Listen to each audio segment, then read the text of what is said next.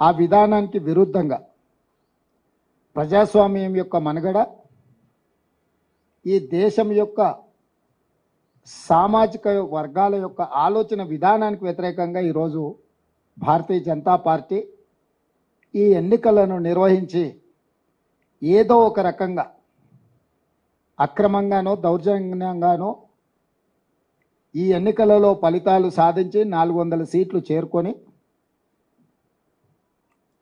రాజ్యాంగం యొక్క ప్రాథమిక సూత్రాల మీదనే దాడి చేయాలని కంకణబద్దులై ఈరోజు నరేంద్ర మోడీ గారు, అమిత్ షా గారు దేశం నలుమూలల తిరుగుతూ అన్ని రకాల వ్యవస్థల్ని, సంస్థల్ని వినియోగించి దాడి చేస్తున్నారు ముప్పేట. ఈ అంశాలను పరిగణలోకి తీసుకున్న తర్వాతనే కాంగ్రెస్ పార్టీ ఒక స్పష్టమైన ఆరోపణ భారతీయ జనతా పార్టీ మీద చేస్తున్నది. ఆ అంశానికి నరేంద్ర మోడీ గారు, అమిత్ షా గారు ఇప్పటివరకు సమాధానం చెప్పలేదు. జేపీ నడ్డా గారు కూడా పార్టీ యొక్క విధానాన్ని ఇప్పటికీ చెప్పడం లేదు. ఆనాడు డాక్టర్ బాబాసాహెబ్ అంబేద్కర్ గారి నేతృత్వంలో రచించిన రాజ్యాంగంలో రిజర్వేషన్లను 3 విధాలుగా చేర్చడం జరిగింది. 1 రాజకీయపరమైన రిజర్వేషన్, 2 ఉద్యోగ నియామకాలలో రిజర్వేషన్, 3 విద్యలో రిజర్వేషన్. ఈ 3 రకాలైన రిజర్వేషన్లను రాజ్యాంగము ఎస్సీ ఎస్టీలకు ప్రాథమిక హక్కుగా ఇవ్వడం జరిగింది. వీటితో పాటు 15% ఎస్సీ రిజర్వేషన్ను, 7.5% ఎస్టీల రిజర్వేషన్లను కూడా కేటగారికల్గా వాళ్ళకి ఇవ్వాల్సిన శాతాన్ని దేశం యొక్క జనాభాను దృష్టిలో పెట్టుకొని ప్రాథమికంగా ఒక అంచనాకు వచ్చి ఈ రిజర్వేషన్లను అమలు మొదలు పెట్టడం ఆనాడు కాంగ్రెస్ పార్టీ ఈ నిర్ణయం తీసుకుంది. విద్యా ఉద్యోగాలలోనే కాకుండా ఎస్సీ ఎస్టీలకు రాజకీయపరమైన రిజర్వేషన్లను కూడా చట్టసభలలో వాళ్ళ ప్రాతినిధ్యం ఉండాలని శాసనసభలో, లోక్సభలో ఈ రిజర్వేషన్లను అమలు చేస్తూ వచ్చింది. 1978లో ఆనాటి రాష్ట్రపతి గారు బీసీ, ఓబీసీలకు కూడా రిజర్వేషన్లు ఇవ్వాలన్న ఆలోచనతోటి బీపీ మండల్ నేతృత్వంలో మండల్ కమిషన్ ఏర్పాటు చేయడం జరిగింది. బీసీ, ఓబీసీలను, జనాభాను, కులాలను అన్నిటిని ఒక అంచనా వేసి వాళ్ళకు కూడా రిజర్వేషన్లు ఇవ్వాల్సిన విధానాలను, విధి విధానాలను ఖరారు చేయమని చెప్పి 1978లో రాష్ట్రపతి ఉత్తర్వుల ద్వారా బీపీ మండల్ నేతృత్వంలో కమిషన్ ఏర్పాటు చేసింది. బీపీ మండల్ కమిషన్ దేశంలో దాదాపుగా 3000 పైగా కులాలను, ఉపకులాలను, ప్రాంతాలను ఎన్నో రకాలుగా సమాచారాన్ని సేకరించి చివరగా 1990లో 27% బీసీ, ఓబీసీ రిజర్వేషన్లను అమలు చేసే నిర్ణయాన్ని విపి సింగ్ గారు తీసుకోవడం జరిగింది. బీపీ మండల్ కమిషన్ 52% బీసీల జనాభాను నిర్ధారిస్తూ 27% రిజర్వేషన్లను వాళ్ళకి ఇవ్వడానికి వారు ఇచ్చిండ్రు. ఆ కమిషన్ నివేదికను విపి సింగ్ గారు ప్రధానమంత్రి ఉన్నప్పుడు 1990లో దాన్ని అమలు చేస్తూ ఉత్తర్వులను జారీ చేయడం జరిగింది. ఆనాడు ఆర్ఎస్ఎస్ అనుకూలమైన వర్గాలు ఈ రిజర్వేషన్లను వ్యతిరేకిస్తూ పూర్తి స్థాయిలో దేశంలో ఉన్నత వర్గాలకు అండదండగా నిలబడి వెన్నుదన్నుగా నిలుచుని మండల్ కమిషన్కు వ్యతిరేకంగా దేశం మొత్తము ఒక ఉధృతమైన ఉద్యమానికి పరోక్షంగా నాయకత్వం వహించిండ్రు. అదే సందర్భంలో న్యాయస్థానంలో కూడా వీటిని సవాల్ చేస్తే న్యాయస్థానము 9 మంది జడ్జిలతో కూడుకున్న ధర్మాసనము మండల్ కమిషన్ ఇచ్చిన తీర్పును ఆమోదిస్తూ ఎస్సీలకు 15%, ఎస్టీలకు 7.5%, 22.5% పోను 27% విద్యా ఉద్యోగాలలో బీసీ, ఓబీసీలకు రిజర్వేషన్లు ఇవ్వండి అని తీర్పు ఇవ్వడమే కాకుండా వర్టికల్గా 50% మించకూడదు అనే నిబంధనను కూడా ఆ రోజు ఇంద్రసాహాని వర్సెస్ యూనియన్ ఆఫ్ ఇండియా కేసులో స్పష్టమైన తీర్పు ఇవ్వడం జరిగింది. అంటే సుప్రీంకోర్టు బీసీ, ఓబీసీ రిజర్వేషన్లకు కూడా మండల్ కమిషన్ సిఫార్సులను అనుమతిస్తూ వర్టికల్గా 50% మించకూడదు అనే నిబంధన పెడుతూ ఆ విధంగా కాంగ్రెస్ పార్టీ తీసుకున్న బీసీ ఓబీసీ రిజర్వేషన్లు కూడా సంపూర్ణంగా సుప్రీంకోర్టు ఆమోదంతో ఆ రిజర్వేషన్లు అమలుకు వచ్చినాయి. బీసీ ఓబీసీలకు చట్టసభలల్లో రాజకీయపరమైన రిజర్వేషన్లు లేవు, కానీ ఎస్సీ ఎస్టీలకు ఏ రకంగా అయితే విద్యా ఉద్యోగాలలో రిజర్వేషన్లు ఉన్నాయో బీసీ ఓబీసీలకు కూడా ఆ రిజర్వేషన్లు అమలు జరిగినాయి. ఆనాటి నుంచి ఈనాటి వరకు బీసీ ఓబీసీలు చట్టసభలలో కూడా మాకు రిజర్వేషన్లు ఉండాలి, మా కోటా కేటాయించమని వివిధ సందర్భాలలో వాళ్ళ డిమాండ్ను వినిపిస్తూనే ఉన్నారు. దాని పట్ల కూడా రాజకీయ పార్టీలు వివిధ రకాలలో వివిధ సందర్భాలలో స్పందించడం జరిగింది. ఇప్పుడు ఎందుకు ఈ అన్ని అంశాలను కాంగ్రెస్ పార్టీ ప్రస్తావిస్తుంది అని అంటే, రాహుల్ గాంధీ గారు భారత్ జోడో యాత్ర సందర్భంగా ఈ దేశంలో 50% పైగా ఉన్న బీసీ ఓబీసీకి సంబంధించిన ప్రతినిధులు ప్రజలు రాహుల్ గాంధీ గారికి విజ్ఞప్తి చేసింది. 50% వర్టికల్ రిజర్వేషన్ లిమిట్ను తొలగించాలి, మా జనాభా దామాషా ప్రకారము మాకు రిజర్వేషన్లు కల్పించాలి, అప్పుడే మా సామాజిక ఆర్థిక పరిస్థితి మెరుగుపడుతుంది, వీటన్నిటిని కూడా అమలు చేయాలని వాళ్ళందరూ కూడా రాహుల్ గాంధీ గారికి విజ్ఞప్తి చేయడం జరిగింది.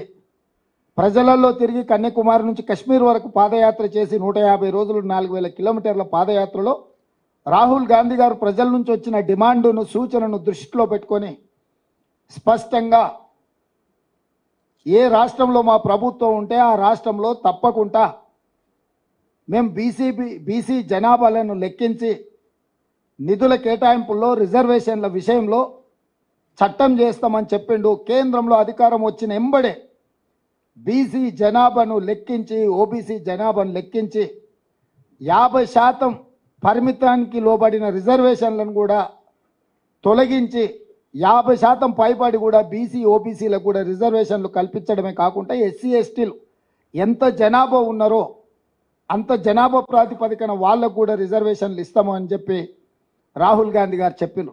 దాంట్లో భాగంగానే భారతదేశం యొక్క ఎక్స్రే అంటే ఒక మనిషిని ఎక్స్రే తీస్తే లోపల ఏమేమి ఉన్నాయో అన్నీ చూడడానికి వైద్యుడికి అవకాశం ఉంటుందో భారతదేశం యొక్క ఎక్స్రే తీసి జనాభాను లెక్కించి జనాభా దామాషా ప్రకారం ఎస్సీ ఎస్టీ బీసీ ఓబీసీ రిజర్వేషన్లు అమలు చేయడమే కాకుండా నిధులను కేటాయిస్తామని చెప్పి ఒక స్పష్టమైన విధానాన్ని రాహుల్ గాంధీ గారు చెప్పడం జరిగింది. ఇది మా విధానం. మరి ఇప్పుడు బీజేపీ విధానం ఏంది?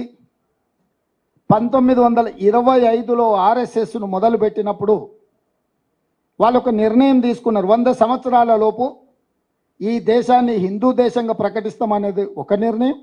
స్వతంత్రం వచ్చిన తర్వాత కాంగ్రెస్ పార్టీ అమలు చేస్తున్న రిజర్వేషన్లను రద్దు చేసి రిజర్వేషన్లు లేని దేశాన్ని ఏర్పాటు చేస్తామనేది రెండవది.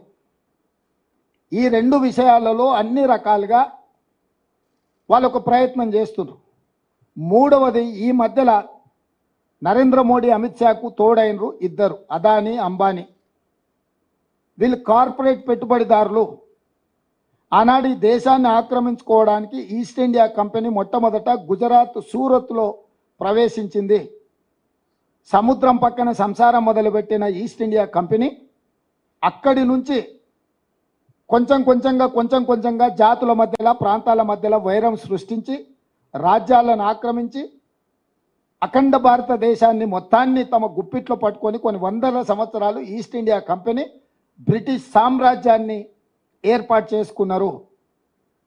ఇవాళ అదే సూరత్ నుంచి బయలుదేరిన అదానీ ఈనాటి ప్రధానితో కలిసి రిజర్వేషన్లను రద్దు చేసే కుట్రకి ఆర్ఎస్ఎస్ 1925 మొదలుపెట్టినప్పుడు 100 సంవత్సరాలు ఏదైతే టార్గెట్ పెట్టుకున్నారో 2025కు 100 సంవత్సరాలు పూర్తి కాబోతుంది. 2025 లోపల రాజ్యాంగాన్ని సమూలంగా మార్చి ఆర్ఎస్ఎస్ భావజాలంతో రాజ్యాంగాన్ని సవరించాలన్న ఆలోచనతోటి ఈరోజు అమిత్ షా నరేంద్ర మోడీ గారు దేశ సార్వభౌమాధికారం మీద దాడి చేస్తున్నారు. రాజ్యాంగాన్ని సమూలంగా మార్చాలని కంకణం కట్టుకొని రాజ్యాంగాన్ని మార్చాలి అంటే 2/3 మెజారిటీ కావాలి అంటే 3/2 మెజారిటీ వాళ్ళ సొంతంగా ఉంటే ఇక మిగతా ఇతర రాష్ట్రాలలో శాసనసభలో తీర్మానాన్ని బెదిరించైనా ఆమోదింపజేయడానికి అన్ని రకాలుగా ప్రణాళికలు రచించి ఈరోజు ఎన్నికల బరిలో దిగి 400 సీట్లు గెలుస్తాము, 400 సీట్లు కావాలి అంటున్నారు. ఇస్ బార్ 400 పార్ అనేది ఎందుకు అని అంటే రాజ్యాంగాన్ని పూర్తిగా సమూలంగా మార్చివేసి రిజర్వేషన్లను రద్దు చేసి ఈ భారతదేశాన్ని రిజర్వేషన్ రహిత దేశంగా మార్చాలన్న ఆలోచనతోటి ఈరోజు వాళ్ళు మన మీద దాడి చేస్తున్నారు. నరేంద్ర మోడీ, అమిత్ షా ఈ దేశ మూలవాసులైన దళితులు, గిరిజనులు, బీసీ, ఓబీసీల మీద సర్జికల్ స్ట్రైక్ చేస్తున్నారు. ఈ సర్జికల్ స్ట్రైక్కి ఈ ఎన్నికలను క్షేత్రంగా వాళ్ళు ఈరోజు నిర్ణయం తీసుకున్నారు. దేశం అత్యంత ప్రమాదం వైపు వేగంగా ప్రయాణం చేస్తుంది. రాజ్యాంగం యొక్క మూల స్తంభాలైన రిజర్వేషన్ల ప్రక్రియ నుంచి సోషల్ ఫ్యాబ్రిక్ని అంతా కూడా దెబ్బతీసి ఈరోజు ఈ రకమైన కుట్ర జరుగుతుంది. ఈ కుట్రను తిప్పికొట్టడానికి మేము ప్రయత్నం చేస్తుంటే రాహుల్ గాంధీ గారి మీద అమిత్ షా, నరేంద్ర మోడీ గారు అసలు ఏ రకమైన దాడులు చేస్తున్నారంటే కాంగ్రెస్ పార్టీ అధికారంలోకి వస్తే హిందువుల ఆడబిడ్డల మెడలో ఉన్న తాలి పుస్తలు కూడా గుంజుకుంటారు, మీ ఆస్తులను గుంజుకొని ఇతరులకు పంచిపెడతారు, మీకు 2 ఇళ్ళు ఉంటే 1 ఇల్లు గుంజుకుంటారు. ఇట్లాంటి విచక్షణారహితమైన ఆరోపణలు చేయడమే కాకుండా బాధ్యత రహితంగా ఒక ప్రధానమంత్రి, కేంద్ర హోంశాఖ మంత్రిగా ఈరోజు వాళ్ళు మాట్లాడుతున్నారు. ఈ భారతదేశంలో ఎక్కడైనా సాధ్యమవుతుందా? తండ్రి ఆస్తి కొడుక్కి ఇవ్వాలంటే కూడా తండ్రి విరాసత్ ఇస్తే తప్ప ఆస్తుల బదిలీ జరగడం లేదు. అన్నదమ్ముల ఆస్తుల పంపకాలలో కూడా పెద్ద మనుషుల ముందు సరైన విధంగా పంపకాలు జరిగి సబ్ రిజిస్ట్రార్లో రిజిస్ట్రేషన్ చేస్తే తప్ప అన్నదమ్ముల ఆస్తుల పంపకాలు కూడా జరగడం లేదు. పూచిక పుల్లైనా నయా పైసైనా చట్టబద్ధంగా బదిలీ చేస్తే తప్ప, ఒప్పుకొని ఒప్పంద పత్రాల మీద సంతకాలు పెడితే తప్ప ఈరోజు బదిలీ ప్రక్రియ ఈ దేశంలో జరగదు. ఇంత పకడ్బందీగా చట్టాలను రాసి డాక్టర్ బాబాసాహెబ్ అంబేద్కర్ గారు ఎవరు కష్టార్జితం వాళ్ళదే, ఎవరు సంపాదించింది, నిన్ననే సుప్రీంకోర్టు ఒక మాట చెప్పింది, భార్య ఆస్తి కూడా, భార్య సంపాదించిన ఆస్తిని భర్త ఏదైనా అత్యవసరంగా వాడుకుంటే కూడా మళ్ళీ భర్త తిరిగి భార్యకి ఇవ్వాల్సిందే. భార్య ఆస్తి మీద భర్తకి ఎలాంటి అధికారం లేదని నిన్నగాక మన సుప్రీంకోర్టు, నిన్నగాక మన న్యాయస్థానాలు స్పష్టమైన తీర్పు ఇచ్చినాయి. అంటే భార్య ఆస్తిని కూడా భర్త తీసుకోవడానికి చట్టంలో అనుమతి లేదు. ఒకవేళ తీసుకోవాలనుకుంటే కూడా భార్య అనుమతి తీసుకోవాలి, మళ్ళీ భార్య అడిగినంబడే వెనక్కి ఇవ్వాలని ఇంత స్పష్టమైన నిబంధనలు మన న్యాయస్థానాలు చెప్తుంటే ఈరోజు రిజర్వేషన్లను రద్దు చేయాలన్న కుట్రలో భాగంగా కాంగ్రెస్ మీద, రాహుల్ గాంధీ గారి మీద విష ప్రచారం చేసి ప్రజల్ని తప్పుదోవ పట్టించి ఎన్నికల్లో 400 సీట్లు గెలవాలి అని వాళ్ళొక వికృత రాజకీయ క్రీడకు తెరలేపినరు. ఈరోజు మేము స్పష్టమైన ఆరోపణ చేస్తున్నాం. ఆర్ఎస్ఎస్ భావజాలాన్ని, ఆర్ఎస్ఎస్ యొక్క మనువాద సిద్ధాంతాన్ని భారతీయ జనతా పార్టీ అమలు చేయడానికి రిజర్వేషన్ రహిత దేశంగా ప్రకటించడానికి 400 సీట్లు కోరుకుంటున్నారు. అందుకు ఆర్ఎస్ఎస్కు బలమైన కారణాలు ఉన్నాయి.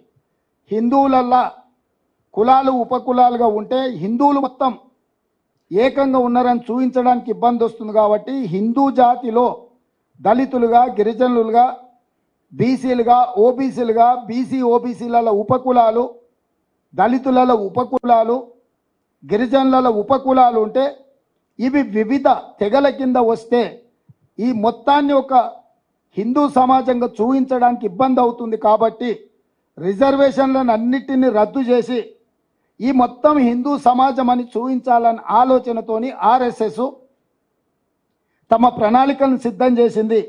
ఆర్ఎస్ఎస్ యొక్క ప్రణాళికను బీజేపీ అమలు చేస్తుంది. 3 తలాక్ కావచ్చు, 370 ఆర్టికల్ కావచ్చు, యూనిఫామ్ సివిల్ కోడ్ కావచ్చు, సిటిజన్ అమెండ్మెంట్ యాక్ట్ కావచ్చు, కశ్మీర్కు సంబంధించిన విషయాలు కావచ్చు, ఇతర ఎన్నో విషయాలు ఆర్ఎస్ఎస్ యొక్క ఆలోచన విధానాన్ని గత 10 సంవత్సరాలలో నరేంద్ర మోడీ అమిత్ షా గారు అమలు చేసుకుంటూ వచ్చిండ్రు. ఇది గతము మన కళ్ళ ముందల ఉన్న ప్రత్యక్ష ఆధారాలు. ఇక వాళ్ళు మళ్ళీ వచ్చినా సరే రాకున్నా సరే ఏకంగా రాజ్యాంగం యొక్క సమూలమైన మార్పు చేయాలన్న ఆలోచనతోటి ఈరోజు రిజర్వేషన్లను రద్దు చేసే కుట్ర, రిజర్వేషన్లను రద్దు చేసే విధానాన్ని, తద్వారా దళితులను, గిరిజనులను, బీసీలను, ఓబీసీలను శాశ్వతంగా దెబ్బతీసి కార్పొరేట్ కంపెనీల ముందు కట్టుబానిసలుగా నిలబెట్టాలన్న ఆలోచన. ఇది ఆనాటి ఈస్ట్ ఇండియా కంపెనీ విధానం. ఈనాడు అదానీ అంబానీల యొక్క కొనసాగింపు విధానం. ఆ కొనసాగింపు విధానాన్ని అమిత్ షా, నరేంద్ర మోడీ గారు స్పష్టంగా అమలు చేస్తున్నారు. కిషన్ రెడ్డి గారు, బండి సంజయ్ గారు లేదా బీజేపీ నాయకులు ఎవరెంత మాట్లాడినా ఎందుకు నరేంద్ర మోడీ, అమిత్ షా గారు మేము ఎస్సీ, ఎస్టీ, ఓబీసీ, బీసీ రిజర్వేషన్లను రద్దు చేయము, ఈ 50% క్యాప్ తొలగించి మేము బీసీ జనాభాను లెక్కించి, బీసీ జనాభాను ఎందుకు లెక్కించాల్సి వస్తుంది? స్పష్టంగా సుప్రీంకోర్టు చెప్పింది. 27% బీసీ రిజర్వేషన్లను పెంచాలి అని అంటే వాళ్ళ జనాభాను లెక్కించి జనాభా ఆధారంగా 27% పెంచండి. టోటల్గా వర్టికల్గా 50% మీరు పైకి పెంచాలి అంటే ఎస్సీ, ఎస్టీ జనాభా ఉన్నది, మిగిలిన బీసీ జనాభాను, ఓబీసీ జనాభాను లెక్కించి ఆ లెక్కల ప్రకారం మీరు 50% పైన రిజర్వేషన్లు పెంచడానికి అవకాశం ఉందని సుప్రీంకోర్టు చెప్పింది. ఇది చారిత్రాత్మకమైన అవసరం బీసీ జనాభా లెక్క కట్టడం. ఎందుకు అనంటే బీసీ, ఓబీసీ రిజర్వేషన్లను 27% నుంచి పైకి పెంచాలి అని అంటే వాళ్ళ జనాభాను లెక్కించాలి. వాళ్ళ జనాభాను లెక్కించినప్పుడు మాత్రమే రాజ్యాంగం కానీ, సుప్రీంకోర్టు కానీ వాళ్ళ రిజర్వేషన్లను 27% నుంచి పైకి పెంచడానికి అవకాశం ఉంటుంది. దాన్ని దృష్టిలో పెట్టుకునే కాంగ్రెస్ పార్టీ ఈరోజు బీసీ జనాభాను లెక్కించాలి, బీసీ జనాభాల దామాష ప్రకారం రిజర్వేషన్లు పెంచాలి అని మేమంటుంటే, ఒకవేళ ఆ లెక్కలు పెడితే రిజర్వేషన్లను పెంచాల్సి వస్తుంది. మేము రిజర్వేషన్ల రద్దు విధానానికి ఇది విఘాతము అని చెప్పి ఈరోజు బీజేపీ కుట్ర చేసి బీసీ జనాభాను లెక్కించకుండా ఈ దేశంలో ఉన్న అన్ని రిజర్వేషన్లను రద్దు చేయాలని కుట్ర జరుగుతుంది. ఎక్కడ కూడా ఈరోజు వరకు ఏ రాష్ట్రంలో కూడా నరేంద్ర మోడీ గారు, అమిత్ షా గారు ఎస్సీ, ఎస్టీ, బీసీ, ఓబీసీ రిజర్వేషన్లు రద్దు చెయ్యము, వాళ్ళ జనాభా దామాష ప్రకారం రిజర్వేషన్లు పెంచుతామని ఎక్కడ కూడా మాట్లాడడం లేదు. ఈరోజు మేము చేసే ఆరోపణ మీద కూడా ఎక్కడ కూడా వాళ్ళిద్దరు స్పందించడం లేదు. స్థానిక నాయకులు ఏదేదో కల్లిపల్లి కబుర్లు చెప్పుకుంటూ వచ్చి ఏదో ఒక విధంగా ఈ ఎన్నికల్లో బయటపడితే చాలన్న విధంగా ఆపద మొక్కులు మొక్కుతున్నారు. ఇవాళ కిషన్ రెడ్డి గారే కాదు, ఈటల రాజేందర్ గారు కూడా ఒక్క మాట మాట్లాడతలేడు. లెఫ్ట్ భావజాలం అన్నాడు, తానేదో పోరాటాలు చేసిన అన్నాడు. ఇవన్నీ బాగానే ఉన్నాయి. ఈరోజు జరుగుతున్న దాడి మీద, రాజ్యాంగాన్ని మార్చే విధానం మీద ఎందుకు కిషన్ రెడ్డి గారు, ఈటల రాజేందర్ గారు, బండి సంజయ్ గారు మాట్లాడడం లేదు అంటే వాళ్ళకి తెలుసు స్పష్టంగా వాళ్ళ పార్టీ యొక్క విధానం. ఎంతసేపు ఉన్నా తప్పించుకోవాలన్న ఆలోచనలే ఉన్నారు తప్ప ఇది తప్పు, ఈ రిజర్వేషన్లను మేము రద్దు చేయము, మేము నరేంద్ర మోడీతో, అమిత్ షాతో చెప్పిస్తామని ఎందుకు చెప్పడం లేదు? నిన్నటికి నిన్న సిద్దిపేటకి అమిత్ షా గారు వచ్చారు, ఎందుకు ఒక్క మాట అయినా మాట్లాడిండా? వారు రాకంటే ముందు నుంచే మేము స్పష్టమైన ఆరోపణ చేస్తున్నాం. ఒక రాష్ట్ర ముఖ్యమంత్రిగా, పార్టీ అధ్యక్షుడిగా స్పష్టమైన నిర్దిష్టమైన ఆరోపణ బీజేపీ మీద నేను చేస్తున్నా. ఈ రాష్ట్రానికి వచ్చి ఏ బీజేపీ నాయకుడైనా మొట్టమొదట ఉన్న రిజర్వేషన్లను రద్దు చేయము, జనాభా లెక్కించి బీసీ, ఓబీసీ రిజర్వేషన్లు పెంచుతామని ఎందుకు బీజేపీ చెప్పడం లేదు? సరే, వీళ్ళు ఒక రకం. చంద్రశేఖరరావు ఈ విషయాన్నే మాట్లాడతలేడు. ఆయన ప్రపంచంలో అన్నీ మాట్లాడుతున్నాడు. అమలాపురం నుంచి అమెరికా వరకు మాట్లాడుతున్నాడు, చంద్రమండలం నుంచి చింతమడక వరకు మాట్లాడుతున్నాడు. కానీ బీజేపీ చేస్తున్న కుట్ర గురించి మాత్రం మాట్లాడతలేడు. రిజర్వేషన్లు రద్దు చేసే ఆలోచనను బీజేపీని ప్రశ్నించడం లేదు. గతంలోనే చంద్రశేఖరరావు గారు రాజ్యాంగాన్ని మొత్తం రద్దు చేసి కొత్తది రాసుకోవాలన్నాడు. ఎవరి ఆలోచన ఇది? రాజ్యాంగాన్ని రద్దు చేసి కొత్తది రాసుకునేది ఆర్ఎస్ఎస్ విధానమే కదా. ఇవాళ చంద్రశేఖరరావు స్వయంగా భావజాలానికి ప్రభావితమైందా, లేకపోతే జైల్లో ఉన్న బిడ్డకు బెయిల్ కోసము ఈరోజు ఎస్సీ ఎస్టీ బీసీ ఓబీసీ రిజర్వేషన్లను తాకట్టు పెట్టి బీజేపీకి సహకరిస్తున్నాడా చంద్రశేఖరరావు గారు కూడా తన విధానాన్ని ప్రకటించాలి. నేను స్పష్టంగా సూటిగా చంద్రశేఖరరావును డిమాండ్ చేస్తున్నా. ఎస్సీ ఎస్టీ బీసీ ఓబీసీ రిజర్వేషన్లను రద్దు చేయాలన్న భారతీయ జనతా పార్టీ విధానం మీద బీఆర్ఎస్ విధానం ఏంది? ఒకవేళ మీ విధానము రిజర్వేషన్ల రద్దును వ్యతిరేకిస్తే మీ పోరాట కార్యాచరణ ఏంది? బీజేపీకి వ్యతిరేకంగా 100 రోజులైన మా ప్రభుత్వాన్ని దిగిపోవాలి, మా ప్రభుత్వాన్ని పడగొట్టాలని కార్యాచరణ ప్రకటించి బస్సు యాత్ర చేస్తున్నా అంటున్నావు కదా. 10 సంవత్సరాల అధికారంలో ఉండి ప్రజలందరినీ పీల్చి పిప్పి చేసి అక్రమ కేసుల ద్వారా ఈరోజు రాజ్యాంగాన్ని దెబ్బతీసే మోడీ మీద నీ పోరాట కార్యాచరణ ఎక్కడుంది? 5 ఏళ్ల కోసం ఎన్నుకున్న మా ప్రభుత్వాన్ని ఇప్పటికిప్పుడు దించేయాలని కేసీఆర్ గారు, కేటీఆర్ గారు, హరీష్ గారు అంటున్నారు. 10 ఏళ్ళు ప్రజల్ని మోసం చేసిన మోడీని దించడానికి మీ దగ్గర ఉన్న కార్యాచరణ ఏంది? 100 రోజులే అయిన మా ప్రభుత్వమా మీ టార్గెట్? 10 సంవత్సరాల నుంచి ప్రజల్ని వంచి దేశాన్ని దోసుకుని ప్రధానమంత్రి అయిన నరేంద్ర మోడీ గారు ఆనాడు 55 లక్షల కోట్ల రూపాయలు దేశం మీద అప్పు ఉంటే ఈరోజు 168 లక్షల కోట్ల రూపాయలు అప్పయింది. ఒక్క నరేంద్ర మోడీ గారు 10 సంవత్సరాలలో 113 లక్షల కోట్ల రూపాయల అప్పు తీసుకొచ్చిండు. 14 మంది ప్రధానమంత్రులు 67 సంవత్సరాలు చేసిన అప్పు 55 లక్షల కోట్లు అయితే 10 సంవత్సరాలలో ఒకే ఒక్క నరేంద్ర మోడీ దానికంటే 2 పైన అప్పు చేసిండు. ఒక్కసారైనా ఈ అప్పు ముప్పు గురించి కేసీఆర్ మాట్లాడాడు. ఎందుకంటే 69,000 కోట్ల రూపాయలతో ఉన్న తెలంగాణ రాష్ట్రం ఆయన చేతులు పెట్టి ఆయన 7 లక్షల కోట్ల రూపాయలు అప్పు చేసిండు. ఇద్దరు ఒకే రకమైన విధానాన్ని అవలంబించడం ద్వారా రాష్ట్రాన్ని ఈయన అప్పుల కూపంలో నెట్టితే దేశాన్ని మొత్తం అప్పుల ఊపిలో మోడీ కూర్చేసిండు. ఇక వీళ్ళిద్దరు ఒప్పందం బెయిల్ కోసం అయితే నిన్నటికి నిన్న మేడ్చల్ ఎమ్మెల్యే స్పష్టంగా చెప్పిండు, మేము బీజేపీ గెలిపిస్తాం, బీజేపీ గెలుస్తుంది మల్కాజ్గిరిలో అని. ఇంకా కూడా కేటీఆర్కు మరి సోయి ఉందా లేదా ఇలా మాట్లాడుకుంటా అసలు అప్పటికప్పుడు ఉన్న పలంగా నిజంగానే బీజేపీతో వీళ్ళకి వైరం ఉంటే మల్లారెడ్డిని పార్టీలకు వెళ్ళి సస్పెండ్ చేయాలి. బహిరంగంగా ప్రజల ముందు బీజేపీ అభ్యర్థిని అలై బలై చేసుకొని ఆయనే గెలుస్తాడని ఆయనకు సహకరిస్తుంటే ఆయన అసెంబ్లీ నియోజకవర్గం ఉన్న ప్రాంతంలో మేడ్చల్ ఎమ్మెల్యే మీద చర్యలు తీసుకోకపోను ఈరోజు కేటీఆర్ సమర్థించడం దేనికి సూచన? నేను మొదటి నుంచి చెప్పిన 5 పార్లమెంటు నియోజకవర్గాలను తాకట్టు పెట్టినరు బీజేపీకి బీఆర్ఎస్ వాళ్ళని. పోయినసారి నేను ఎంపీగా నిలబడ్డప్పుడు మల్కాజ్గిరిలో 31 సమావేశాలు పెట్టిండు కేటీఆర్ నన్ను ఓడించాలని. ఇలా ఇప్పటి వరకు ఒక్కటి పెట్టిండు, కార్యకర్తల సమావేశం అని చెప్పి పెట్టి ఆర్ఎల్ఆర్ను పిలిచి నీకు పైసలు ఇచ్చేది లేదు, నీకు ఏమైనా ఆస్తి ఉంటే అమ్ముకో అని చెప్పిండు. ఇన్ని వేల కోట్లు దోసుకున్నావు, బూత్ ఖర్చుల కన్నా ఆర్ఎల్ఆర్కి ఇవ్వాలి కదా. అంటే నువ్వు ఎన్నికలు చేయకు, వదిలేసాయి, ఈటల రాజేందర్ గెలవాలి. ఎక్కడన్నా ఈ మొత్తం ఎన్నికల పర్యటన మొదలైనాక ఈటల రాజేందర్కు వ్యతిరేకంగా ఎక్కడైనా కేటీఆర్ మాట్లాడిండా? కేసీఆర్కు వ్యతిరేకంగా ఈటల రాజేందర్ ఎక్కడైనా మాట్లాడిండా? నిన్న నా మీద సవాల్ విసురుతున్నాడు, నువ్వు భూములు అమ్మకుంటా రైతులకు రుణమాఫీ చేయని. భూములను అమ్మకుంటా రుణమాఫీ చేయి, బుక్కెడు బువ పెట్టకుండా పిల్లల్ని ఆంబోతులాక తయారు చేయి. ఏందా రాజేందర్, ఏం మాట్లాడుతున్నావు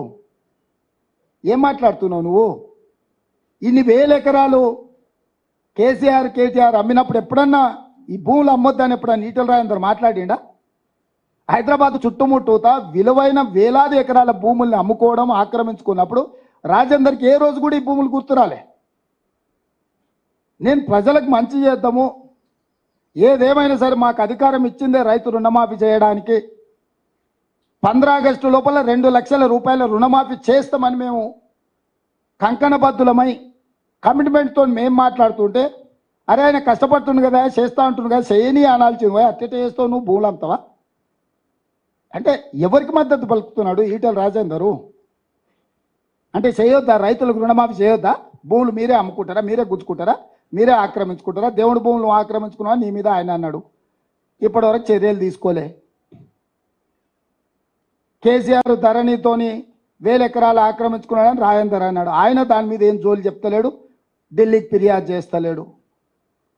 అందుకే నేను కేసీఆర్ను సూటిగా డిమాండ్ చేస్తున్నా, మల్కాజ్గిరిలో బీజేపీ అభ్యర్థి ఈటెల రాజేందర్ను గెలిపించడానికి మీ మేడ్చల్ ఎమ్మెల్యే బహిరంగంగానే మాట్లాడిండు, గెలుస్తున్నాడని అభినందించిండు.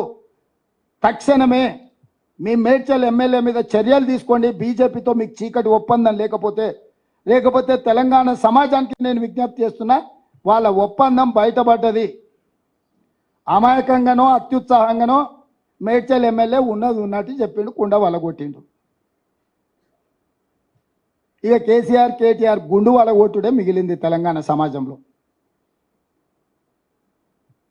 ఇంత స్పష్టంగా ఎన్నికలు దగ్గరకు వస్తుంటే మీ ఎమ్మెల్యే బీజేపీ అభ్యర్థిని నువ్వు గెలుస్తున్నావు అని అభినందించి అల్లై బల్లై చేసుకుంటే, షోకాజ్ నోటీస్ కూడా ఇవ్వకుండా, కనీసం వివరణ కూడా అడగకుండా ఆయన బీజేపీని ఓడిస్తా అని రంకెలేస్తున్నాడు. ఆయన మహబూబ్నగర్ పోయిందంట, తింటుంటేనే 2 సార్లు కరెంటు పోయిందంట. నువ్వేమన్నా బకాసూరు, నువ్వు అరేనాయన రోజంతా తిననీకే? ఎంతసేపు తింటావా? 10 నిమిషాలు 15 నిమిషాలు తింటాం తిండి తింటే.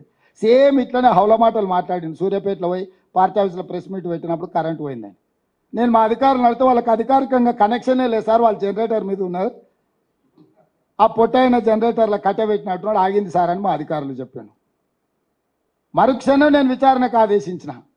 సూర్యాపేట అట్లట్ల కరెంటు పోయిందని అడిగితే అసలు దాని కరెంటు కనెక్షన్ లేదని చెప్పారు. అంటే ఒక 10 ఏళ్ళు ముఖ్యమంత్రిగా పనిచేసి ఈరోజు ప్రధాన ప్రతిపక్ష నాయకుడు ఉన్న కేసీఆర్కి ఇంత అసహనం, ఇన్ని అబద్ధాలు ఎందుకు? ఏం కొట్టుకపోయింది? ఏం మునిగిపోయింది? ఏం అధికారం లేకపోతే సస్తమా? ఏమవుతుందా? ఊపిరాకి చచ్చిపోతావు? అసలు ఏమన్నా 10 ఏళ్ళు దేశాన్ని బట్టి పీడించిన మోడీని ఎట్లా ఓడగొట్టాలనో బాధ్యత లేకుండా 100 రోజులలో 5 గ్యారెంటీలు అమలు చేసి ఈరోజు 2 లక్షల రుణమాఫీ ఖచ్చితంగా అమలు చేస్తామని మేం చెప్తుంటే, అరే పిల్లగాడేదో తిప్పల పడుతున్నాడు, చేయని చూద్దాం, ఒక 6 నెలలు సంవత్సరం సంసారం చేయని, పిల్లనో పిల్లగాడో పుట్టని అని అంటాడు ఎవడన్న పెద్దోళ్ళు. కడపకాడ అడ్డం పట్టుకున్నట్టుంది నా వ్యవహారం. ఏంది జరగొద్దు, ఏంది ఉండొద్దు,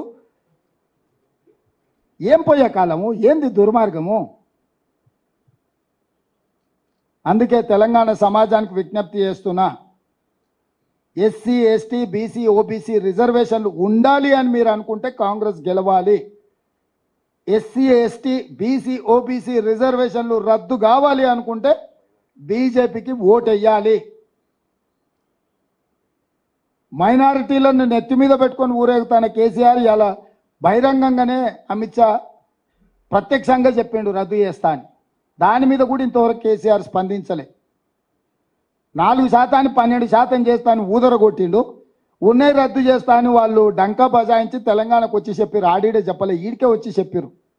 దాని మీద కూడా కేసీఆర్ పల్లెత్తు మాట మాట్లాడతలేడు.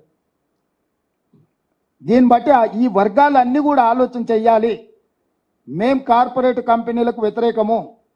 అదానీ అంబానీలు ఈ దేశాన్ని దోచుకోవడం, ఈ దేశం యొక్క ప్రభుత్వాల మీద ప్రభావితం చేసి లక్షల కోట్ల 60 లక్షల కోట్ల రూపాయల ఆస్తులు మేము జమ చేస్తే నరేంద్ర మోడీ అమిత్ షా వాటిని 6 లక్షల కోట్లకు తెగ నమ్ముకున్నారు. బిఎస్ఎన్ఎల్ ఎల్ఐసి నుంచి మొదలు పెడితే రైల్వేస్ కానీ, ఎయిర్పోర్ట్లు కానీ, పోర్టులు కానీ, నేషనల్ హైవేస్ కానీ ఇవన్నీ కూడా మేము సంపాదించి పెడితే, తాత ముత్తాతల నుంచి స్థిరాస్తులను మేము చేసి పెడితే ఈరోజు పల్లి బఠానీలకు మోడీ అమిత్ షా అమ్ముకుంటున్నారు. అందుకే ఈ విధానాలను కూడా మేము వ్యతిరేకిస్తున్నాం. ఈ ఎన్నికల్లో తెలంగాణలో లెక్క పక్కా 14 సీట్లు నెగ్గాలి అనే విధానంతో ప్రజలు నిర్ణయం తీసుకోవాలి. మేము స్పష్టంగా ప్రజలకు విజ్ఞప్తి చేస్తున్నాం. మళ్ళొక్కసారి ఎస్సీ ఎస్టీ బీసీ ఓబీసీ రిజర్వేషన్లు రద్దవ్వాలి అని అంటే బీజేపీకి ఓటేయండి. ఎస్సీ ఎస్టీ బీసీ ఓబీసీ రిజర్వేషన్లు ఉండాలి, వాటిని పెంచాలి అని అంటే కాంగ్రెస్ పార్టీని గెలిపించండి. ఉన్న వాటికి రక్షణ కల్పిస్తాం, కొత్త వాటిని పెంచి మీకు పంచిపెడతాం.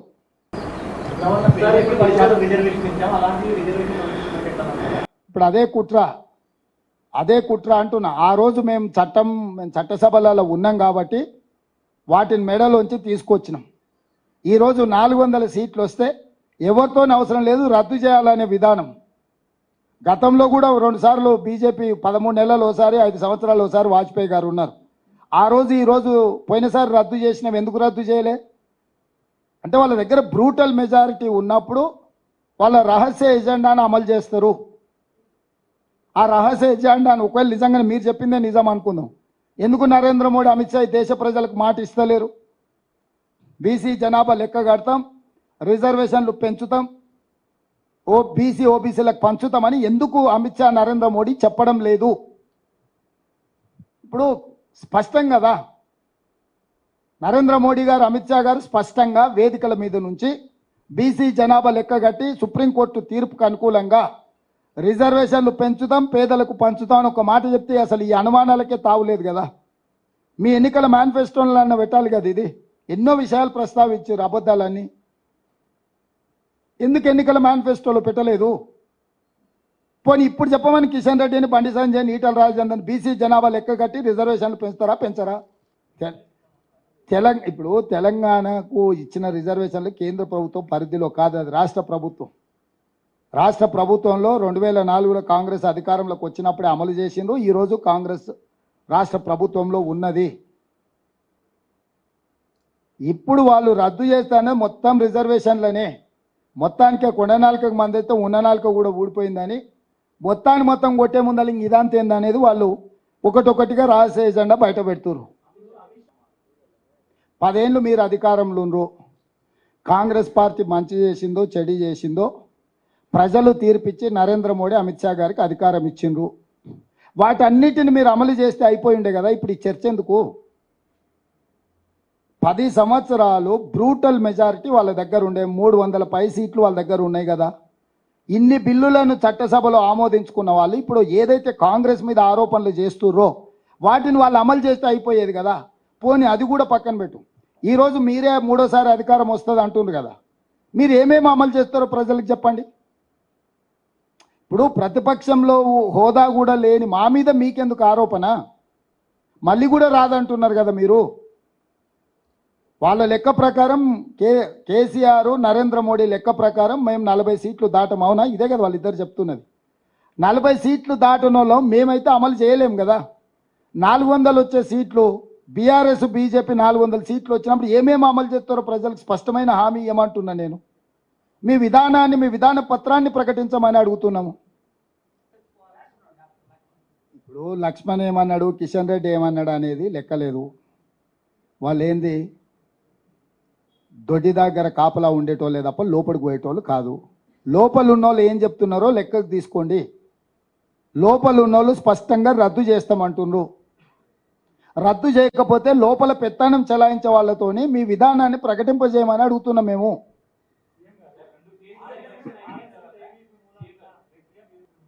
వాజ్పేయి గారు కూడా అందులోనే చేసిరు. వారు ప్రధానమంత్రిగా ఉన్నప్పుడు ఇవి అమలు జరిగినాయా?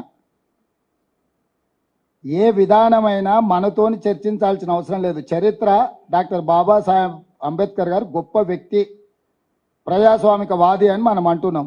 మనం ఆయనతో కలిసి పనిచేసినామని కాదు. ఆయన విధానాలను మనం చూసుకుంటూ, వారు మనకు అందించిన ఆదర్శాలను చూసుకుంటూ మనం మాట్లాడుతున్నాము. ఈరోజు ఇది రేవంత్ రెడ్డికి ఎవరితో పరిచయం ఉంది, రేవంత్ రెడ్డితో ఎవరు కలిసి పనిచేసింది అనేది ఇక్కడ చర్చ కాదు. ఆ సంస్థ యొక్క విధానము, ఆ రాజకీయ పార్టీ యొక్క మేనిఫెస్టో. సో ఇక్కడ వ్యక్తుల ప్రస్తావన కాదు, ఇక్కడ సంస్థలు ఏం నిర్ణయం తీసుకుంటే సంస్థల యొక్క విధానం మీద మనం చర్చ చేసుకుంటున్నాము. ఇవాళ ఎక్కడ కూడా నిర్దిష్టమైన ఆరోపణ చేస్తున్నప్పుడు నరేంద్ర మోడీ గారు, అమిత్ షా గారు వివరణ ఇవ్వడం లేదు. నేను కేటీఆర్ను అంత సీరియస్గా తీసుకొని నీకు ఎప్పుడో చెప్పిన మేనేజ్మెంట్ కోట, వాడు పిల్లగాడు పొద్దుపోయినప్పుడు వచ్చినప్పుడల్లా ఏదో ఒకటి మాట్లాడతాడని. కేసీఆర్ మాట్లాడితే డెఫినెట్గా మాట్లాడతా.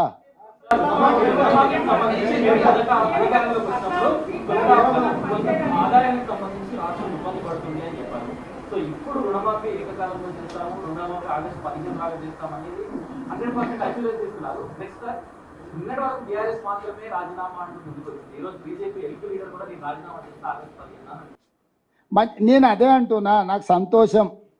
సిద్దిపేటకు ఇంకా మిగతా ఎవరెవరు రాజీనామాలు చేస్తారో ఆ ప్రాంతాలకు పట్టిన శని పీడ విరగడవుతుంది.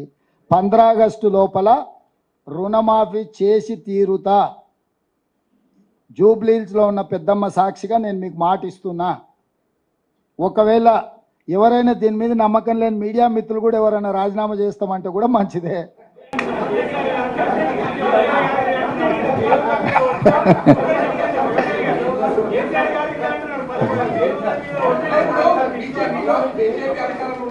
क्या हो रहा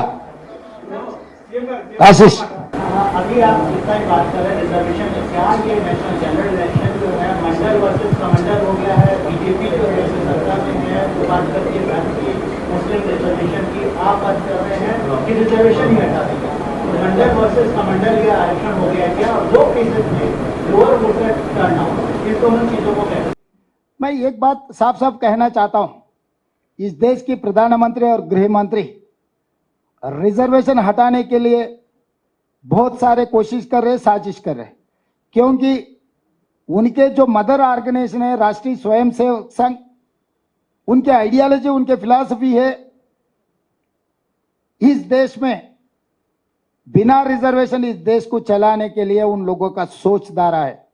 इसीलिए आज वो आरएसएस के जितने भी ट्रिपल तलाक, 370 article, citizen amendment act, uniform civil code, जितने सारे उन लोगों का जो एजेंडा था पूरा इस लोकसभा में 16th एंड 17th लोकसभा में बिल्स पास किए नरेंद्र मोदी जी और अमित शाह।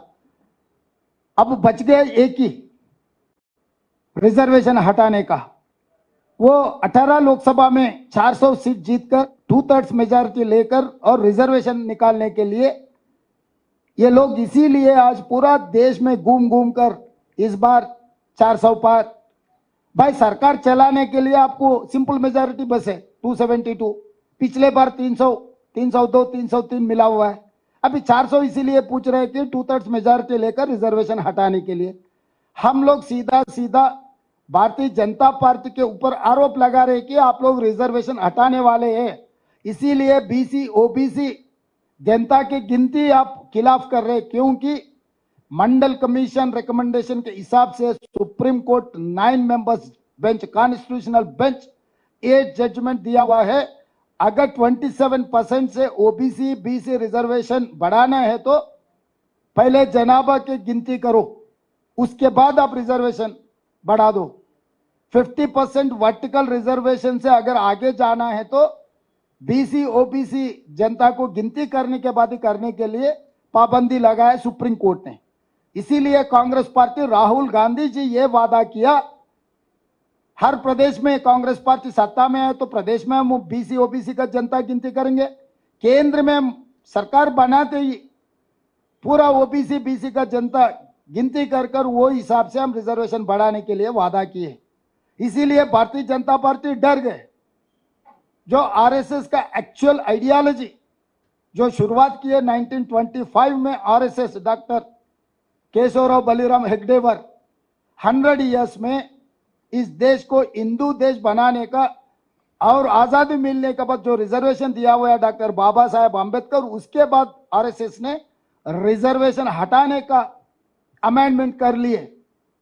100 साल अभी 2025 पूरी होने वाले हैं। 100 साल के अंदर जो बात की है वो लागू करने के लिए आज कोशिश कर रहा है।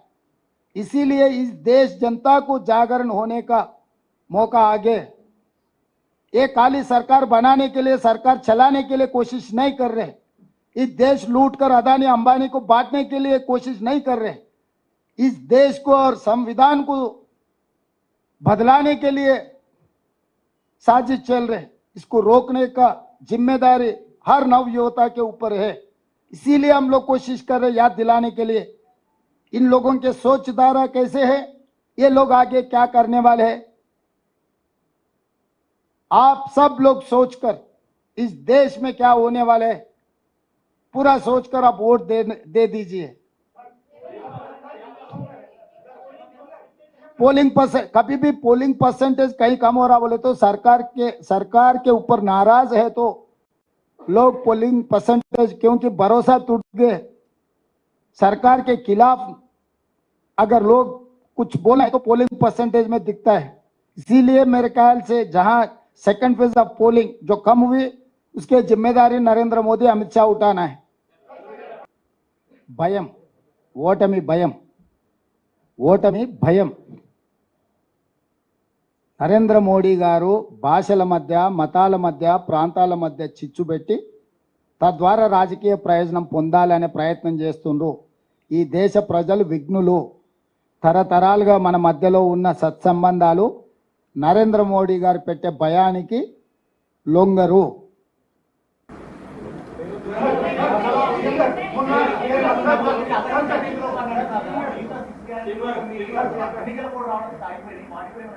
వచ్చే అసెంబ్లీలో బడ్జెట్ పెట్టేటప్పుడు టోటల్గా మన ఓటాన్ అకౌంట్ బడ్జెట్ పెట్టినాం. జనరల్ బడ్జెట్లో అన్ని వివరాలు మీతో చర్చిస్తాం.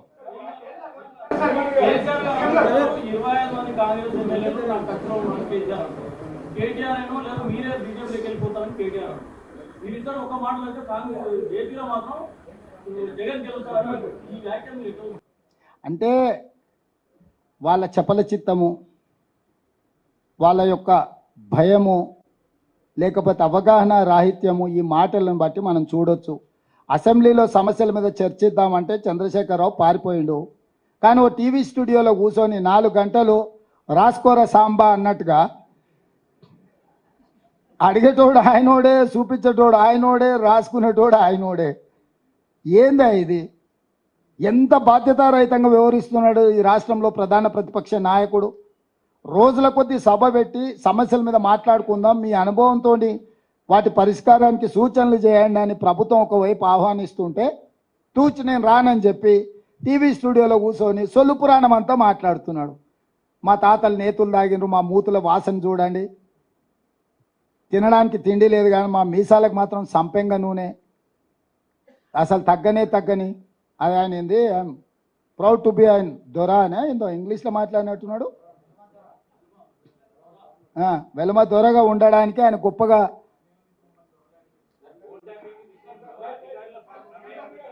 అదే చెప్తున్నా. దొరలని పిలుస్తుర్రు కాబట్టి బండకేసి కొట్టిర్రు, ఇంకా కూడా బల్పు తగ్గలే. మంచిది, అట్లనే కానీ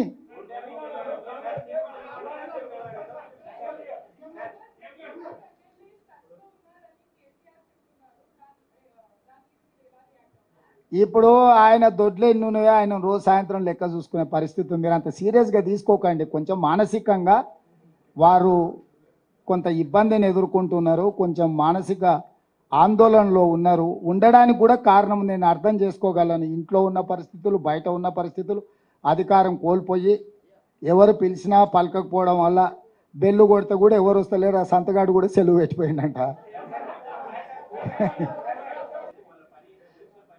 నాకు తెలియదు, ఇంకా దాని మీద పూర్తి వివరాలు నేను తీసుకోలేదు. తప్పకుండా ఆ వివరాలను కూడా బడ్జెట్ సమావేశాల సందర్భంగా విచారణ పూర్తి చేసి అధికారులు నివేదిక ఇచ్చిన తర్వాత మాత్రమే నేను మాట్లాడగలను. ఎందుకంటే బాధ్యత కలిగిన ముఖ్యమంత్రిగా హోంశాఖ కూడా నా దగ్గరనే ఉంది. విచారణ జరుగుతున్నప్పుడు అర్ధాంతరంగా ఆదరబాదరగా ఎవరి మీదనో ఆరోపణ చెయ్యాలనో ఎవరినో గందరగోళపరచాలన్న ఆలోచన నాకు లేదు. అధికారులు విచారణ చేస్తుర్రు. ఏం జరిగింది, ఏం జరగబోతుందని అధికారులు నాకు నివేదిక ఇచ్చే వరకు నేను ఎలాంటి స్పందన ఈ టెలిఫోన్ ట్యాపింగ్ విషయంలో చెప్పదలుచుకోలేదు.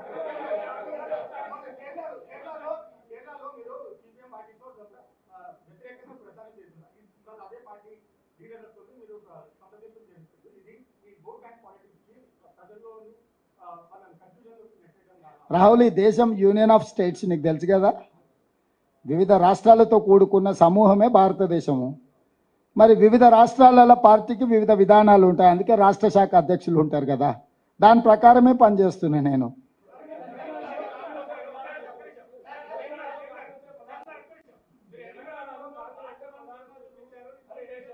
కేసీఆర్ డెఫినెట్గా అంటాడు, ఎందుకంటే మోడీని మెప్పించాలి, అమిత్ షాను ఒప్పించాలి బిడ్డ బెయిల్ కోసం.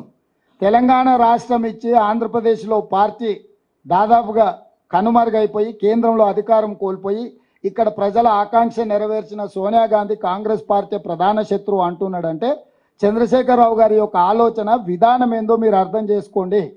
ఈరోజు ఆయన ఎంతసేపు ఉన్నా రావణాసురుడు తపస్సు చేసి ప్రత్యక్షం చేసుకున్నట్టు ఈరోజు ఆయన ఎంతసేపు ఉన్న అమిత్ షా మోడీని ప్రత్యక్షం చేసుకోవడానికి తపస్సు చేస్తున్నాడు. కాంగ్రెస్ను విమర్శిస్తేనో కాంగ్రెస్ వ్యతిరేకంగా పనిచేస్తేనో వాళ్ళు ప్రత్యక్షమవుతారని ఆయన ఒక ఆలోచనతోని కాంగ్రెస్ పార్టీని తిడుతున్నాడు. అంటే కాంగ్రెస్ పార్టీని తిట్టడానికి తెలంగాణ రాష్ట్రం ఇవ్వడమే కారణమా, లేకపోతే ఎస్సీ ఎస్టీ బీసీ ఓబీసీ రిజర్వేషన్లు ఇవ్వడం కారణమా? ఏం కారణం కాంగ్రెస్ను తిట్టడానికి? ఇప్పుడు ఆయన మోడీని ఒప్పించే ఆలోచన తప్ప ఇంకేదైనా ఒక్క కారణం చూపించండి కాంగ్రెస్ను విమర్శించడానికి. 10 సంవత్సరాలు వైఫల్యం చెందిన ప్రధానమంత్రి, దగా చేసిన ప్రధానమంత్రి, దేశాన్ని అప్పుల ఊబిలో ముంచేసిన ప్రధానమంత్రి నరేంద్ర మోడీ గారు అక్కడుంటే ఆయన గురించి మాట్లాడకుండా 100 రోజుల్లో 5 గ్యారెంటీలను అమలు చేసి 30,000 ఉద్యోగాలు ఇచ్చి, బీసీ జనాభా లెక్కలు పెట్టి, మెగా డిఎస్సి నోటిఫికేషన్ ఇచ్చి, పబ్లిక్ సర్వీస్ కమిషన్లో గ్రూప్ 1 ఉద్యోగాలు 564 నోటిఫికేషన్ ఇచ్చి, ఇన్ని సమూలమైన మార్పులు తీసుకొచ్చి ఈరోజు వరి మొత్తం 7,000 చిల్లర కొనుగోలు కేంద్రాలు తెరిచి రైతులు పండించిన ప్రతి చివరి గింజ వరకు కొనుగోలు చేస్తున్న మమ్మల్ని ఈరోజు చంద్రశేఖరరావు గారు విమర్శిస్తున్నాడంటే అసలు ఆయన ఏ రకమైన వైఖరులు ఉన్నాడో ఆయన మానసిక స్థితిని మీరు అర్థం చేసుకోండి.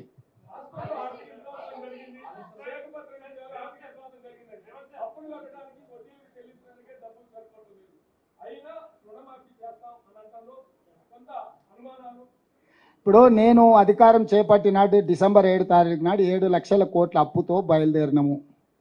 ఆ రోజు నుంచి మొన్న 7 తారీఖు వరకు ఏప్రిల్ 1 వరకు 26,000 పైచిలకు కోట్ల రూపాయలు కేసీఆర్ చేసిన అప్పు కట్టినము. ఆర్థిక నియంత్రణ దుబారా తగ్గింపు ద్వారా, పన్నులు రావాల్సిన వాటిని రాబట్టుకోవడం ద్వారా, ఆర్థిక క్రమశిక్షణ, ఆ క్రమశిక్షణలో భాగంగానే ప్రభుత్వ ఉద్యోగులకు, పెన్షన్దారులకు అవుట్సోర్సింగ్, కాంట్రాక్టు ప్రతి ఒక్కరికి 1 తారీఖు నాడు జీతాలు ఇస్తున్నాము. ఆర్థిక క్రమశిక్షణను పాటించడమే కాకుండా రాష్ట్రం యొక్క ఆదాయాన్ని పెంచుకోవడం ద్వారా రుణమాఫీ ఎట్లా చేయాలనో నా దగ్గర పకడ్బందీ ప్రణాళిక ఉంది. 15 ఆగస్టు ఎంతో దూరం లేదు. 2014లో 1,00,000 రుణమాఫీ చేస్తాను, 2019 వరకు చేయలేదు. 2018లో 1,00,000 రూపాయల రుణమాఫీ చేస్తాను, 2024 వరకు కూడా చంద్రశేఖరరావు చేయలేదు. చంద్రశేఖరరావు లాంటి చరిత్ర నాది కాదు. నేను ఇప్పుడు కూడా మీ ద్వారా స్పష్టంగా చెప్తున్నా, పెద్దమ్మ తల్లి సాక్షిగా 15 ఆగస్టు లోపల రైతు రుణమాఫీ చేసి తీరుతా. నా ప్రణాళిక నాకున్నది, ఆర్థిక క్రమశిక్షణ నాకున్నది. అన్ని రకాల నిర్ణయాలు తీసుకుంటాము. ఆయన రాజేందర్ ఆర్థిక మంత్రి ఉండే అన్ని తెగ నమ్మిండు. అమ్మినప్పుడే ఆయనే ఉన్నాడు కదా. ఇవాళ ఆయన ఏందో శిల్క పలుకులు వలుకుతున్నాడు. ఇప్పుడు వాళ్ళు కాకూడదనే చూస్తున్నారు. రైతులను ముంచాలి, రైతులు ఆత్మహత్యలు చేసుకోవాలనేదే రాజేందర్ది, కేటీఆర్ది కోరిక. వాళ్ళకు ఒక మంచి పని జరగాలని లేదు. పిల్లి శాపనార్థాలకు ఉట్టి దిగపడదు అన్నట్టు వాళ్ళలాకి ఎంతసేపు దోపిడీ చేసి దొంగతనాలు చేసి వాళ్ళ ఆస్తులు పెంచుకోవాలనుకుంటారు. మేము దోపిడీ చేయకుంటుంటే ఆటోమేటిక్గా రుణమాఫీ జరుగుతా. నేను నమ్మకంగా చెప్తున్నా.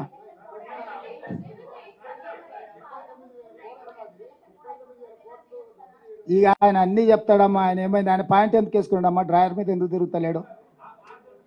ఎందుకు తిరుగుతలేడు?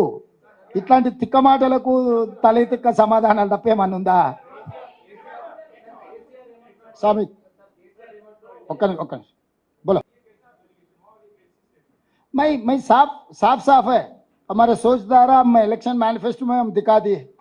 मतलब आगे हमारे सरकार बने तो हम क्या करने वाले हैं सबके सामने हम लोग हमारा मैनिफेस्टो आपके सामने रख दिए. आप उसके आधार पर आप वोट देने के लिए सोचो. भारतीय जनता पार्टी ये बात नहीं कह रहे, हमारे खिलाफ इल्जाम लगाने में लग गए, आरोप हमारे खिलाफ लगाने में लग गए. आपका सोचधारा क्या है, आपका इलेक्शन मैनिफेस्टो क्या है? पिछले 2 बार आप इलेक्शन मैनिफेस्टो दिया हुआ है, कुछ अमल हुआ क्या? तो Bharatiya Janata party hidden agenda के बारे में कुछ कह रहा ही नहीं, तो उल्टा इल्जाम लगा के चुनाव जीतने के लिए कोशिश करे. कर्नाटक में भी वही हुआ, मध्य प्रदेश में भी वही हुआ, राजस्थान में भी वही हुआ है. तो अमित शाह और नरेंद्र मोदी जी झूठ बोलकर इस बार चुनाव जीतने के लिए कोशिश कर रहा है.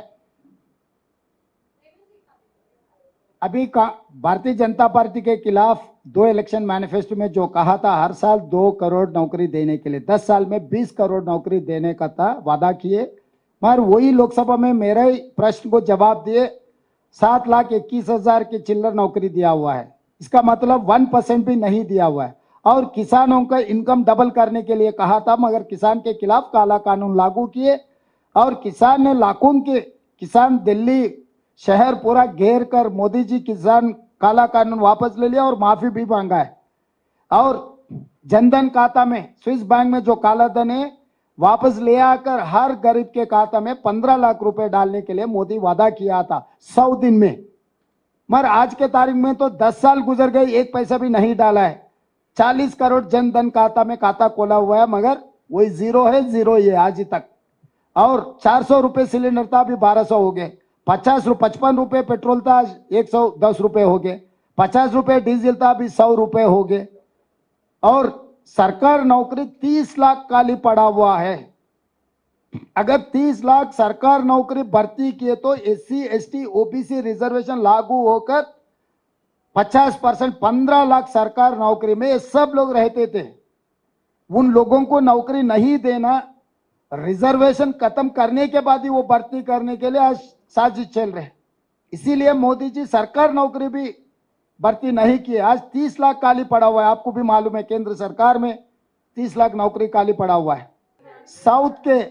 साउथ के बारे में 130 केरला, तमिलनाडु, आंध्र प्रदेश, तेलंगाना, कर्नाटक एंड पुदुचेरी 130 सीट है।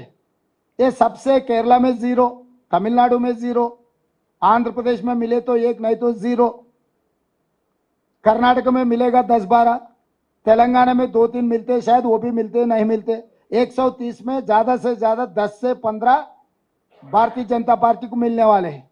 बाकी का इंडिया अलायंस को 100 के ऊपर सीट मिलने वाले हैं साउथ से। आप हिसाब किताब देखो, मैं बोलने का कोई जरूरी नहीं है। तो साउथ इंडिया से कांग्रेस पार्टी इंडिया अलायंस को 100 के ऊपर सीट मिलने वाले हैं। और राजस्थान में भी कल चुनाव हुआ था, क्या हाल है आप देखो। तो इसीलिए इस बार नरेंद्र मोदी जी हार मानना ही पड़ेगा। जैसा केसीआर दिसंबर में हार मान लिए, पहले वो भी यही कह रहा था 100 सीट जीतने वाले हैं। मैं बोला था वो गिरने वाले हैं, आपने यकीन नहीं किए, हो गया। अभी 400 बोल रहे मोदी जी, देखेंगे कहां के रोकेगा उनका गाड़ी। या why not? It's a simple philosophy. Whatever government in India is getting income, we wanted to distribute poorest of the poor. That is what our policy. We are not going to take any individual property. Again, I'm assuring you, every individual is having their constitutional protection. No one can snatch anyone's property, including father property, son cannot snatch. Brother property, younger brother cannot snatch. Husband property, wife or wife property, husband cannot snatch. The constitutional protection is there. It is very simple. Our stand, our agenda, our future plan is, it is very simple. We wanted to increase wealth in the government of India. We wanted to distribute that wealth equally. Poorest of the poor, SC, ST, BC and OBC and women and minority. We wanted to distribute equally. But whereas BJP agenda is, it is very simple. They wanted to give only 2 persons who is close associates of Pradhan Mantri and Griha Mantri, Adani, Ambani, and 1 or 2 more corporates from Gujarat. So they have given 30 lakh crores bank loans waived for corporate sector. So how come BJP is going to claim they are doing some welfare for poorest of the poor? They have not waived farmers loan. They have not given any loans to unemployed youth. They have not given any loans to education loans. But they have waived 30 lakh crore loans to corporate companies. ధన్యవాదాలుగా